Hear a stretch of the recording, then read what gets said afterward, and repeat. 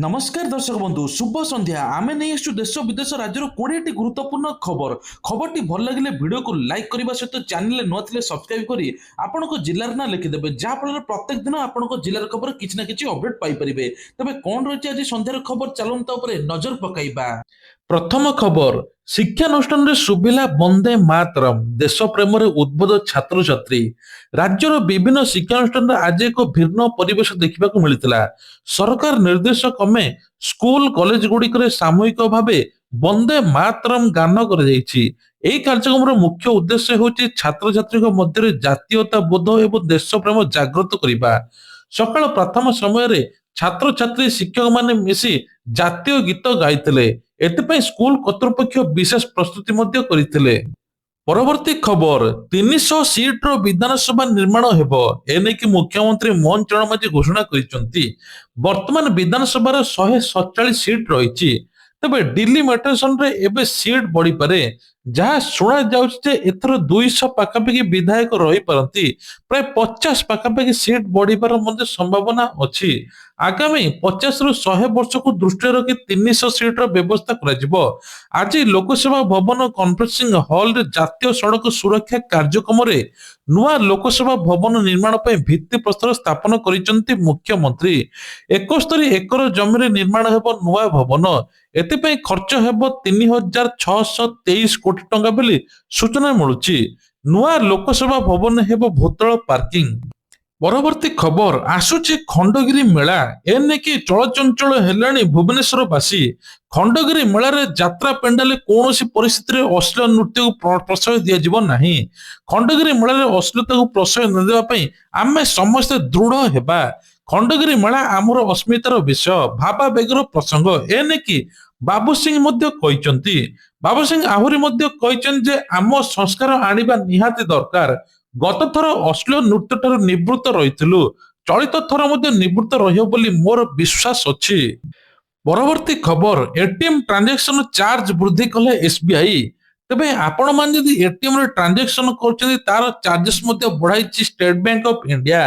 एही परिवर्तन पिछला डिसेंबर 1 2025 रु कार्यकारी हेबो। तबे कोइ जाछि जो मानकर अकाउंट सेही समय रे अछि तांकर एटीएम चार्जेस देवा पे पड़िबो अधिक टंका। एही परिवर्तन सीधा सड़क अन्य बैंक रे एटीएम व्यवहार करुवा संचय एवं दरमा अकाउंट धारी उपरे सीधा प्रभाव पकेइबो बोली कुआ जाउछि। पूर्वर 3 थर ट्रांजैक्शन बा अन्य एटीएम रो आपण माने जेति टका कटुतला एबे ता थारु अधिक टंका कटियो बोली सूचना मिलुछि। परवर्ती खबर सड़क सुरक्षा को नहीं चिंताजनक रिपोर्ट सामना को आसी। भारत में प्रति वर्ष 5 लाख रु अधिक सड़क दुर्घटना जीवन जाउची। ओडिशा रे मध्य दुर्घटना संख्या ह्रास पाइबा परिवर्ते वृद्धि बढ़िबार लागिछि। द्रुत गति गाड़ी चलाइबा मद्यपान करी गाड़ी चलाइबा ट्रैफिक नियम उल्लंघन करिबा मुख्य कारण पलटिछि। सड़क सुरक्षा सप्ताह पालन करी लोक सचेतन करुथिले मध्य आसन रूप सुधार आसुनाही। हेलमेट पिंधिबा सीट बेल्ट न पिंधिबा एसब मध्य गुरुत्व दिया जाउछि तबे जहाँ फल जीवन मध्य चली जाउछि। परवर्ती खबर होछि पुरी जिले में ड्रॉप आउट समस्या झील अपेक्षा अधारू पाठ छाड़ुचंती पुओ। शिक्षा क्षेत्र एक आश्चर्यजनक खबर मिलछि केवल पुरी जिलू। साधारणतः झील माने अधारू पाठ छाड़ुवा अभियोग हेउथबा बेले एठारे चित्र पूरा उलटा देखा जायछि। पुरी जिले में झील तुलन में पुओ माने अधिक संख्यार स्कूल छाड़ुवा सरकार रिपोर्ट रु जना पड़िछि। एही समय मुख्यतः अर्थ अभाव व आर्थिक अभाव अल्प बयस काम करने दर्शा जायछि किंतु प्रकृत में कौन से नेकी मध्य जना पड़ी नाही। पर्यटन सहर होइतिबारु अनेक छोट पिला माने बड़ पिला दुकान बजार मंदिर को गुरुत्व देउचंती। तेणु ड्रॉप आउट समस्या मध्य वृद्धि पाइबार लागिछि केवल पुरी जिले में। परवर्ती खबर राज्य में विकास प्रक्रिया को त्वरान्वित करने मंत्री आज एका संगरे 71 विभिन्न प्रकल्पर शिलान्यास करिसंती एवं लोकार्पण मध्य करिसंती। एही प्रकल्प गुड़िक रास्ताघाट पानीय जल शिक्षा स्वास्थ्य संबंधी भित्तिभूमि रहिछि। एही पदक्षेप द्वारा राज्य में हजार हजार लोक उपकृत मध्य हेबे। विभिन्न जिले में एही प्रकल्प गुड़िक कार्यकारी मध्य हेबो जहाँ ग्रामांचल चित्र बदलाई मध्य देबो। मंत्री कहिसंती जे सरकार को लक्ष्य होछि प्रत्येक गाँव रे सहर भली सुविधा जोगाइबा। ପ୍ରକଳ୍ପ ଗୁଡ଼ିକର କାର୍ଯ୍ୟ ତଦାରଖ କରିବା ପାଇଁ ଏକ ସ୍ୱତନ୍ତ୍ର ଟିମ୍ ମଧ୍ୟ ଗଠନ କରାଯାଇଛି। ଏହି ଶିଳାନ୍ୟାସ ଉତ୍ସବରେ ସ୍ଥାନୀୟ ଲୋକଙ୍କ ମଧ୍ୟରେ ପ୍ରବଳ ଉତ୍ସାହ ଦେଖିବାକୁ ମିଳିଥିଲା। ଅନେକ ଦିନରୁ ପଡ଼ି ରହିଥିବା ସମସ୍ୟା ଗୁଡ଼ିକର ସମାଧାନ ପାଇଁ ଏହି ପ୍ରକଳ୍ପ ଜରିଆରେ କରାଯାଉଛି। ସରକାରଙ୍କର ଏହି ମାରାଥନ ପ୍ରକଳ୍ପ ଘୋଷଣା ରାଜନୈତିକ ମହଲରେ ବେଶ ଚର୍ଚ୍ଚାର ବିଷୟ ମଧ୍ୟ ପାଲଟିଛି। ପରବର୍ତ୍ତୀ ଖବର, ଭାରତ ଆସିବେ ଡୋନାଲ୍ଡ ଟ୍ରମ୍ପ, ଆମେରିକା ରାଷ୍ଟ୍ରଦୂତଙ୍କ ବଡ଼ ଖୁଲାସା। ଭାରତ ଓ ଆମେରିକାର ସମ୍ପର୍କକୁ ନେଇ ବଡ଼ ଖବର ସାମ୍ନାକୁ ଆସିଛି। ଆମେରିକା ରାଷ୍ଟ୍ରପତି ଡୋନାଲ୍ଡ ଟ୍ରମ୍ପ ଖୁବ୍ ଶୀଘ୍ର ଭାରତ ଗସ୍ତରେ ଆସିପାରନ୍ତି ବୋଲି ଆମେରିକା ରାଷ୍ଟ୍ରଦୂତ ସୂଚନା ଦେଇଛନ୍ତି। ଏହି ଗସ୍ତ ଦ୍ୱାରା ଦୁଇ ଦେଶ ମଧ୍ୟରେ ବାଣିଜ୍ୟିକ ରଣନୈତିକ ସମ୍ପର୍କ ଆହୁରି ମଜବୁତ ହେବ। ଟ୍ରମ୍ପଙ୍କ ଏହି ଗସ୍ତ ସମୟରେ କିଛି ବଡ଼ ଧରଣର ଚୁକ୍ତି ସ୍ୱାକ୍ଷରିତ ହେବାର ସମ୍ଭାବନା ରହିଛି। ବିଶେଷ କରି ପ୍ରତିରକ୍ଷା ଓ ପ୍ରଯୁକ୍ତି କ୍ଷେତ୍ରରେ ଭାରତ ଆମେରିକା ମିଳିତ ଭାବେ କାମ କରିବା ପାଇଁ ଲକ୍ଷ୍ୟ ରଖାଯାଇଛି। ଭାରତରେ ଟ୍ରମ୍ପଙ୍କ ଅନେକ ପ୍ରସଙ୍ଗ ରହିଥିବାରୁ ଏହି ଗସ୍ତକୁ ନେଇ ବେଶ ଉତ୍ସାହ ଦେଖାଯାଇଛି। ବୈଦେଶିକ ନୀତି ବିଶେଷଜ୍ଞଙ୍କ ମତରେ ବିଶ୍ୱ ରାଜନୀତିରେ ଭାରତର ଗୁରୁତ୍ୱ ବଢୁଥିବାରୁ ଆମେରିକା ଭାରତ ସହିତ ନିବିଡ଼ ସମ୍ପର୍କ ରଖିବାକୁ ଚାହୁଁଛି। ପରବର୍ତ୍ତୀ ଖବର, ଏଆଇ ବ୍ୟବହାରରେ ଆମେରିକାକୁ ପଛରେ ପକାଇଲା ଭାରତ। ରିପୋର୍ଟରେ ବଡ଼ ଖୁଲାସା ହୋଇଛି। ଆର୍ଟିଫିସିଆଲ ଇଣ୍ଟେଲିଜେନ୍ସ ବା ଏଆଇ ର ବ୍ୟବହାର କ୍ଷେତ୍ରରେ ଭାରତର ଏକ ନୂଆ ମାଇଲଖୁଣ୍ଟ ସ୍ଥାପନ କରିଛି। ଏକ ସଦ୍ୟତମ ରିପୋର୍ଟ ଅନୁଯାୟୀ ବିଶ୍ୱରେ ସବୁଠାରୁ ଅଧିକ ଏଆଇ ବ୍ୟବହାରକାରୀ ଦେଶ ହେଉଛି ଭାରତ।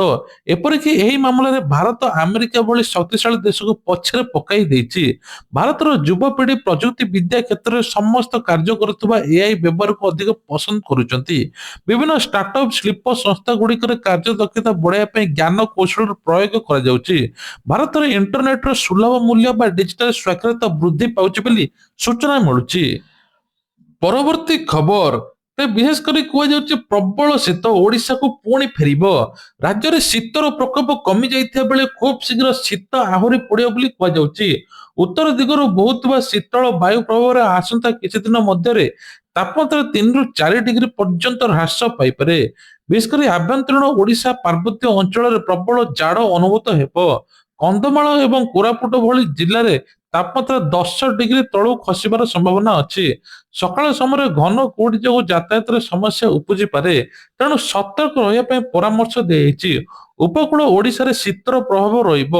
ପାଣିପାଗର ଏହି ପରିବର୍ତ୍ତନ ଯୋଗୁଁ ସ୍ୱାସ୍ଥ୍ୟଗତ ସମସ୍ୟା ଦେଖାଯାଇପାରେ। ବିଶେଷ କରି ଶିଶୁ ବୃଦ୍ଧମାନଙ୍କୁ ସାବଧାନ ରହିବା ପାଇଁ କୁହାଯାଇଛି। କୃଷି କ୍ଷେତ୍ରରେ ମଧ୍ୟ କୁହୁଡ଼ିର ପ୍ରଭାବ ରହିଛି ବୋଲି କୁହାଯାଉଛି। ପରବର୍ତ୍ତୀ ଖବର ହେଉଛି, ରାଜ୍ୟରେ ଶିକ୍ଷା ବ୍ୟବସ୍ଥାରେ ସ୍ୱଚ୍ଛତା ଆଣିବା ପାଇଁ ସରକାର ଏକ ବୈପ୍ଳବିକ ପଦକ୍ଷେପ ନେଇଛନ୍ତି। ଏଣିକି ପରୀକ୍ଷା ପରିଚାଳନାରେ କୌଣସି ଅନିୟମିତତା ବା ପ୍ରଶ୍ନପତ୍ର ଲିକ୍ ରୋକିବା ପାଇଁ ଆର୍ଟିଫିସିଆଲ ଇଣ୍ଟେଲିଜେନ୍ସ ବା ଏଆଇ କ୍ୟାମେରା ବ୍ୟବହାର କରାଯିବ। ପରୀକ୍ଷା କେନ୍ଦ୍ର ଗୁଡ଼ିକରେ ହାଇଟେକ୍ କ୍ୟାମେରା ସହାୟତାରେ କଡ଼ା ନଜର ରଖାଯିବ। ଏହି କ୍ୟାମେରା ଗୁଡ଼ିକ ପରୀକ୍ଷା ହଲରେ ହେଉଥିବା ପ୍ରତ୍ୟେକ ଗତିବିଧିକୁ ତନ୍ନ ତନ୍ନ କରି ନିରୀକ୍ଷଣ କରିବ। ଯଦି କୌଣସି ସ୍ଥାନରେ ସନ୍ଦେହଜନକ କାର୍ଯ୍ୟକଳାପ ଦେଖାଯାଏ ତେବେ ସଙ୍ଗେ ସଙ୍ଗେ କଣ୍ଟ୍ରୋଲ ରୁମକୁ ସୂଚନା ପ୍ରଦାନ କରିବ। ଏହା ଦ୍ୱାରା ପରୀକ୍ଷାରେ କପି କରିବା ବା ବାହାର ଲୋକଙ୍କ ପ୍ରବେଶ ଉପରେ ସମ୍ପୂର୍ଣ୍ଣ ରୋକ ଲଗାଯିବ। ପ୍ରଶ୍ନପତ୍ର ରଖାଯାଉଥିବା ଷ୍ଟ୍ରଙ୍ଗ ରୁମ ଗୁଡ଼ିକରେ ମଧ୍ୟ ଏଆଇ କ୍ୟାମେରା ଲାଗିବ। ପରୀକ୍ଷା ପରିଚାଳନା କରୁଥିବା ଅଧିକାରୀମାନେ ନିଜ ମୋବାଇଲ ମାଧ୍ୟମରେ ସିଧାସଳଖ ପରୀକ୍ଷା କେନ୍ଦ୍ରରେ ଦୃଶ୍ୟ ଦେଖିପାରିବେ। ଛାତ୍ରଛାତ୍ରୀଙ୍କ ଭବିଷ୍ୟତ ସହିତ ଖେଳୁଥିବା ଅସାଧୁ ବ୍ୟକ୍ତିଙ୍କ ଉପରେ ନଜର ରଖିବ ଏଆଇ କ୍ୟାମେରା। ପରବର୍ତ୍ତୀ ଖବର, ବଦଳିବ ମୋଦିଙ୍କ କାର୍ଯ୍ୟାଳୟ ଠିକଣା। ନୂଆ ବର୍ଷରେ ପ୍ରଧାନମନ୍ତ୍ରୀ ନରେନ୍ଦ୍ର ମୋଦି ଏକ ନୂତନ କାର୍ଯ୍ୟାଳୟରୁ ଦେଶର ଶାସନଭାର ସମ୍ଭାଳିବେ।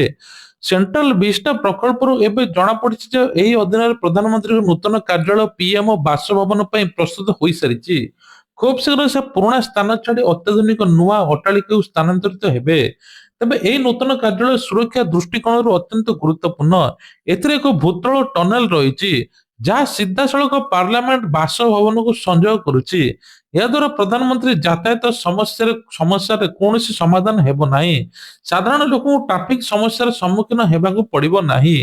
ଏହି ନୂତନ ଭବନର ବିଶ୍ୱସ୍ତରୀୟ ସୁବିଧା ରହିଛି, ଯେଉଁଠାରେ ବଡ଼ ବଡ଼ ବୈଠକ, ବିଦେଶୀ ଅତିଥିଙ୍କ ସହିତ ଆଲୋଚନା ପାଇଁ ସ୍ୱତନ୍ତ୍ର ହଲ୍ ମଧ୍ୟ ରହିଛି।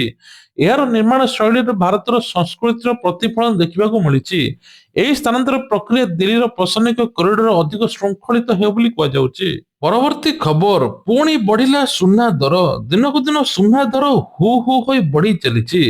ସାଧାରଣ ଗରିବ ପରିବାରଟି ସୁନାକୁ ଦେଖିଲେ ମୁହଁ ବୁଲାଇ ଚାଲି ଯାଉଛି, କାହିଁକି ନା ସୁନା କିଣିବା ପାଇଁ 10 ଥର ଭାବୁଛି। ତେବେ ସୁନା ଦର ଦିନକୁ ଦିନ ବଢିବାରେ ଲାଗିଛି, ଏବେ ଆକାଶ ଛୁଆଁ ହୋଇଛି। 1,40,000 ପହଞ୍ଚିଲାଣି ସୁନା ଦର। ବିଶେଷ କରି ରୂପା ଦର ମଧ୍ୟ 2.5 ଲକ୍ଷ ଟପି ଗଲାଣି। ସେପଟେ କୁହାଯାଉଛି ଯେ ସୁନା ଦର 22 କ୍ୟାରେଟର ମୂଲ୍ୟ ମଧ୍ୟ 1,30,450 ରହିଛି, ଯାହା ଗୋଟେ ସାଧାରଣ ପରିବାର ସୁନା କିଣିବା ପାଇଁ 10 ଥର ଭାବୁଛି। ପରବର୍ତ୍ତୀ ଖବର ହଉଛି ସୁଭଦ୍ରା ଟଙ୍କାକୁ ନେଇକି ବଡ ଅପଡେଟ। ଏହି ସପ୍ତାହରେ ମିଳିବାକୁ ଯାଉଛି ସୁଭଦ୍ରା ଟଙ୍କାର 10,000 ଟଙ୍କା। ଏନେଇ ଉପମୁଖ୍ୟମନ୍ତ୍ରୀ ପ୍ରଭାତୀ ପରିଡା ସୂଚନା ଦେଇଛନ୍ତି, ଯେଉଁମାନେ ପ୍ରଥମ ଦ୍ୱିତୀୟ କିସ୍ତି ପାଇନାହାନ୍ତି, ତୃତୀୟ କିସ୍ତି ପାଇଛନ୍ତି, ତାଙ୍କୁ ପ୍ରଥମ ଦ୍ୱିତୀୟ କିସ୍ତି ଦୁଇଟି 10,000 ଟଙ୍କା ଏକା ସାଙ୍ଗରେ ଯିବ। ସେଇଭଳି ଯୋଉମାନଙ୍କୁ 21 ବର୍ଷ ହେଇଛି ଆବେଦନ କରିଛନ୍ତି ବା ପୁରୁଣା ଯୋଉମାନେ ତୃତୀୟ କିସ୍ତି ପାଇଛନ୍ତି, ପ୍ରଥମ ଦ୍ୱିତୀୟ କିସ୍ତି ପାଇଛନ୍ତି, ସେମାନେ ମାର୍ଚ୍ଚ 8 ତାରିଖରେ ପାଇବେ।